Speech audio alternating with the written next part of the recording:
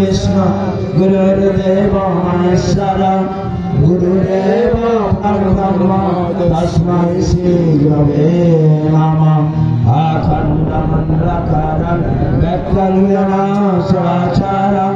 तत्पादं दर्शितं येन तस्मै श्री गुरवे नमः अज्ञानतिमिरान्धस्य ज्ञानं जनाशलाकया चक्षुरुन्मिलितं येन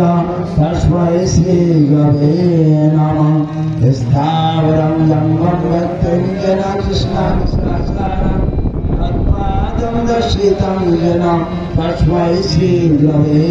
नमः सिद्धरूपेण प्रवर्तं प्रदक्षिणं सहस्रं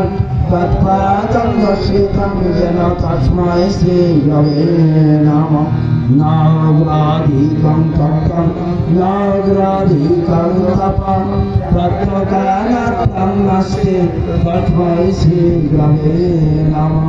मन्मात्र श्री जगन्नाथ मद्गुरु श्री जगद्गुरु मदात्मा सर्वभूतात्मा तस्मै श्री गुरवे नमः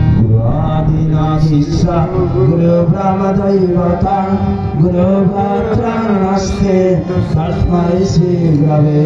नमः ब्रह्मानन्दं वरं सुखदं केवलं जनमते